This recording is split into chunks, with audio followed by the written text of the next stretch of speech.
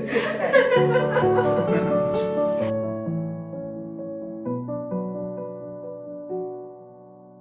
C'est avec beaucoup d'émotion que je vous retrouve aujourd'hui pour vous partager quelques bribes du marathon que fut la naissance de Céleste. Une naissance aussi magnifique qu'éprouvante pour moi, avec à la clé la plus belle des récompenses. Retour sur 51 heures de douceur et de douleur, de détente et de stress. 51 heures pour changer notre vie à jamais. J'ai tout essayé. Ça, tu peux le faire sur moteur et tu peux le faire.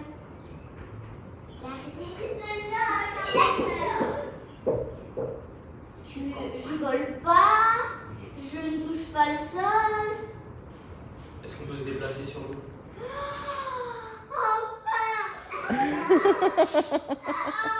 Ça fait 1 heure qu'elle est dessus. Alors, Eleanor, c'est quoi? C'est un bateau. Eh oui, Ouais, voilà. un voilier. Bon, on va accepter bateau, hein. Voilà, on va accepter bateau. Ouais. Nous sommes lundi 8 janvier au soir. La journée a été calme, mes enfants ont joué avec mon frère et la routine prépartum a suivi son cours. Et comme fréquemment ces derniers jours, je me couche fatiguée mentalement. Ça cuisine? Ça sent super bon. J'ai largement dépassé les 40 semaines d'aménorrhée et nos 3 aînés sont tous nés autour de ce stade. Demain matin, je suis à 41 semaines et je commence à trouver le temps long. Je n'en peux plus d'attendre ce bébé que je veux plus que tout pouvoir serrer dans mes bras. Je suis alors à quelques heures de me lancer dans une course qui épuisera toutes les dernières ressources que j'ai encore en moi. Je dors depuis quelques heures lorsqu'une contraction me réveille à 3h22 du matin. Cela fait quelques nuits que je suis réveillée par-ci par-là par des contractions, mais tout est si chaotique, ce n'est pas le début du travail. Cette nuit-là, par contre, elles reviennent par vagues toutes les 15 minutes. Les sentant bien installées, je sors alors sur la terrasse. Il est 5h du matin et je me décide à appeler mes sages-femmes.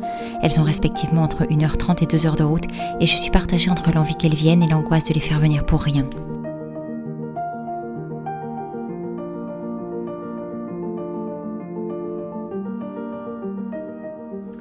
Bon, nous sommes le mardi 9 janvier et là il est un truc comme 8h30 du matin.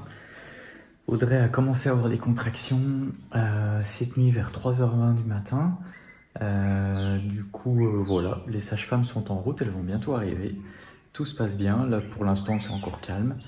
Donc voilà, mais il y a de grandes chances que ça soit pour aujourd'hui. Elles franchissent le portail au petit matin et les contractions alors si régulières sont redevenues chaotiques. Adieu l'horloge suisse, on n'est plus sur une ponctualité mexicaine. Je m'en veux terriblement de les avoir fait se déplacer si tôt pour rien. L'une d'elles me rassure, nous devions venir de toute façon aujourd'hui pour tes 41 semaines. Alors ne t'inquiète pas, nous sommes juste venus un petit peu plus tôt que prévu. Avant d'ajouter que tant que les contractions sont là et ne baissent pas en intensité, nous restons, nous dormirons là. Tu sais, je voulais même arriver hier soir et dormir au Pueblo pour être plus proche si besoin.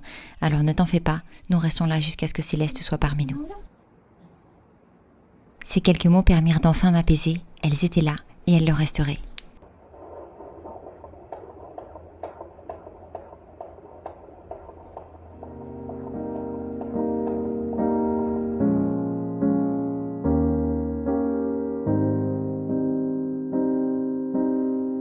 La journée s'écoula paisiblement, le temps semblait suspendu et je vivais au rythme des contractions, toujours plus fortes, toujours plus douloureuses.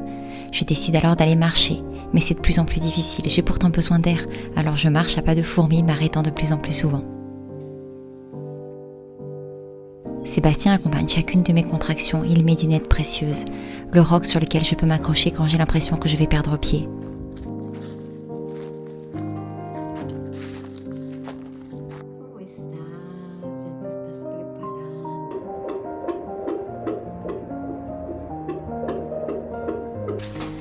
T'as fait un guacamole à maman?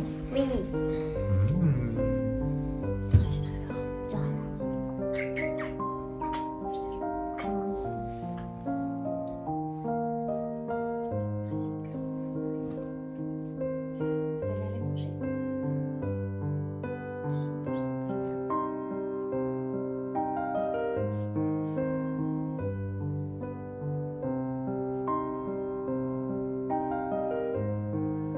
Nous sommes maintenant le mardi 9 janvier et la journée touche à sa fin. Les locataires de Liberty sont partis un peu plus tôt dans la journée et elle est maintenant libre pour 2 nuits. Après une nuit et une journée de contraction ininterrompue, je suis fatiguée. Je veux que cela s'accélère. Je ne sais pas comment je vais tenir le rythme. Je veux que Céleste naisse. Les enfants se couchent alors pleins d'espoir à l'idée de rencontrer leur tout petit frère demain matin. Et nous nous retrouvons avec les sages-femmes pour faire le point. Elles me laissent la nuit pour que cela se déclenche naturellement et si cela n'évolue pas demain, nous passerons à la vitesse supérieure. La fatigue commence vraiment à se faire sentir et je m'assoupis moi aussi pleine d'espoir que cette nuit soit la bonne. Les contractions ne me laissent pas beaucoup de répit et afin de me reposer un peu, Sébastien me fait couler un bain.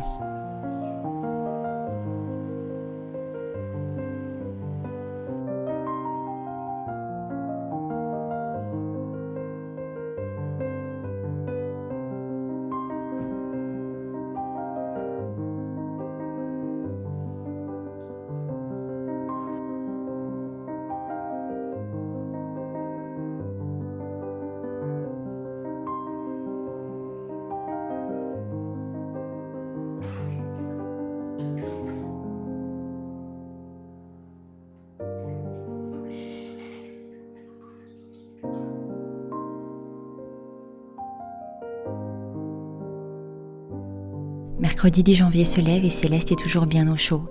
Je craque, je suis fatiguée, j'ai mal, j'ai le sentiment qu'il ne naîtra jamais. Pourtant les contractions montent encore d'un cran. Malgré cela, le cœur de Céleste les supporte très bien. Il n'est plus envisageable de me parler d'aller marcher dehors, je suis tout simplement épuisée et nous commençons les protocoles pour induire la naissance et accélérer les contractions. Huile essentielle, homéopathie, massage, acupression et acupuncture, absolument tout y passe. Je suis maintenant dans un autre monde, déconnecté du réel, dans un autre espace-temps. 7h du matin, 10 janvier, le travail continue. Mais bon, je peux pas me plaindre, c'est elle qui fait le plus de travail.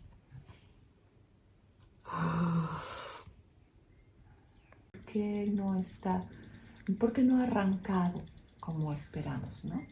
A lo mejor no es nada, pero a lo mejor había que hacer algo. Como no lo podemos saber.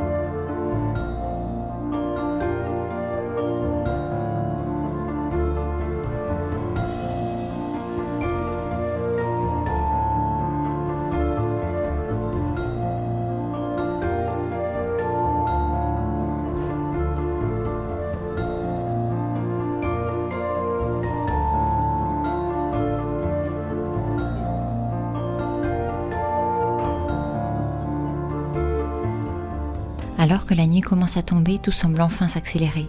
Les contractions qui s'étaient rapprochées dans la journée gagnent maintenant en intensité et sont de plus en plus difficilement gérables. Ce soir, il n'est plus question d'aller se coucher, même si j'aurais bien besoin de reprendre des forces. J'entre dans le sprint final.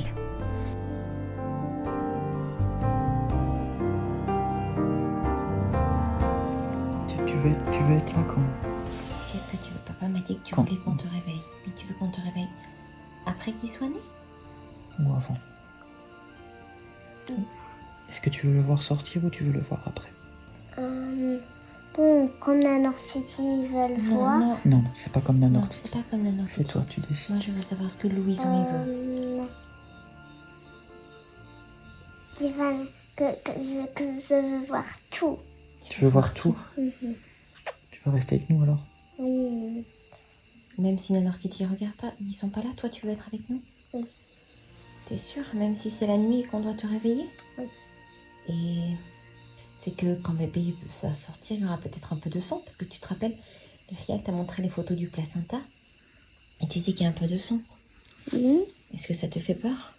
Non. T'es sûre? Non. T'es pas sûre? Non. T'es sûr ou t'es pas sûr? C'est pas sûr. T'es pas sûr de vouloir venir? Je suis sûre. Ah, t'es sûr? Oui. Hmm. Je veux venir en fait. Alors, qu'est-ce que tu penses du coup de dormir dans ton lit? Comme ça, on réveillera pas Nano et Titi. Comme ça, je viens juste te réveiller, toi. Ok. Ok, on fait comme ça? Ok. Tu dors dans ton lit. Et Quand on sent que bébé il arrive, je viens te chercher. Ok.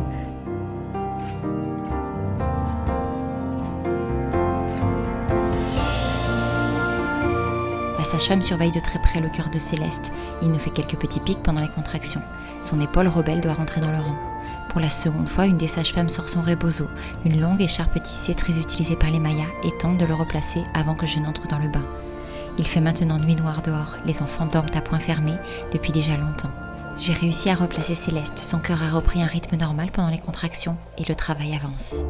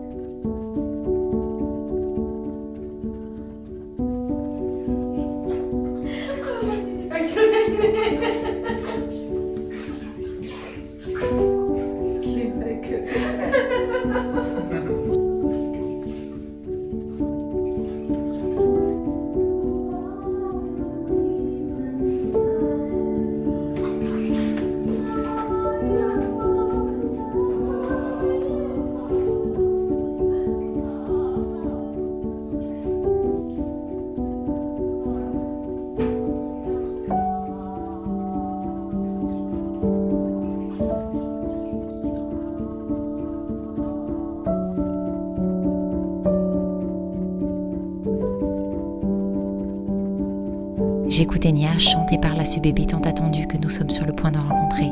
La poche des os éclate d'un coup et Céleste amorce sa descente. Sébastien continue de m'accompagner à chaque contraction.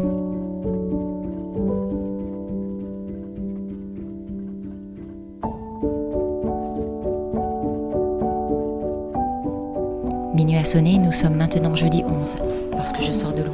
Le travail tarde, je sais que c'est un gros bébé et je sens combien sa sortie prend du temps. Malgré tout, je sais que je n'ai jamais été aussi proche de sa naissance et que très bientôt, je pourrai le serrer contre moi. Pour la toute première fois et alors que le marathon qui est sur le point de s'achever aura été d'une rare intensité, je découvre une arrivée différente. « Ne pousse plus », me dit doucement l'une des sages-femmes. Céleste descend naturellement et son arrivée se fait dans la plus grande douceur. Je pleure de joie, je pleure de soulagement. Sébastien nous enlace et les larmes coulent sur nos joues empourprées. Je nous félicite, je suis exténuée, le mot est faible. Nous le dévorons des yeux, il est là, il respire et il est absolument magnifique, gigantesque et magnifique.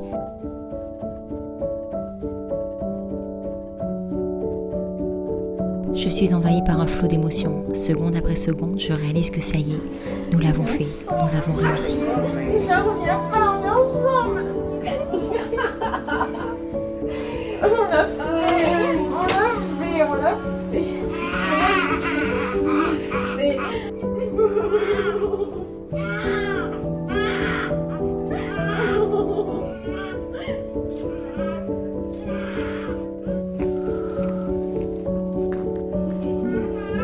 Mon bébé, mon Dieu que tu es beau. Je suis tellement heureuse de te voir, de t'avoir dans les bras. Les grands qui dormaient et Louison qui attendait avec son tonton dans le salon nous rejoignent et découvrent enfin leur tout petit frère.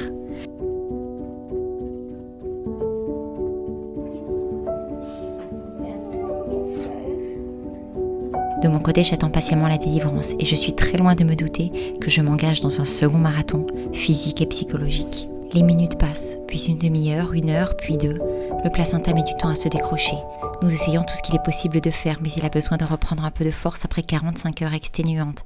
Et nous prenons la décision de partir pour la clinique. En quelques minutes, toute la maison s'organise. Céleste restera avec son parrain au chaud à la maison, pendant que Sébastien, les sages-femmes et moi partirons pour la clinique. Malgré tout ce que l'on pourrait imaginer, s'il y a bien une chose qui aura été difficile pendant cette naissance, ce fut ce moment. Laisser Céleste loin de nous, après sa première tétée pour arriver à la clinique, où mon placenta finira par sortir naturellement.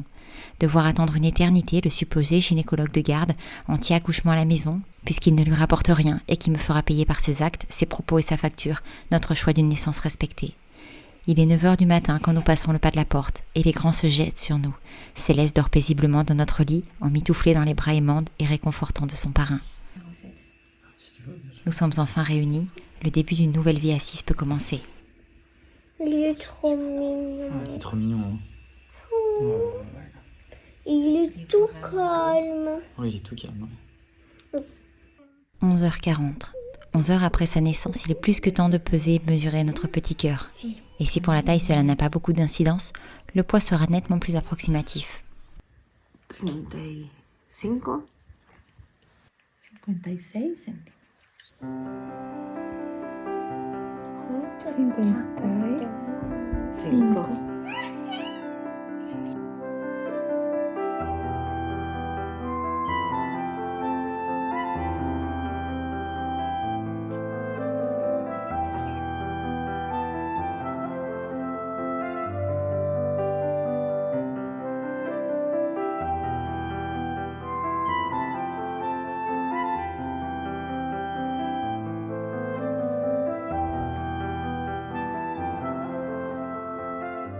Coucou.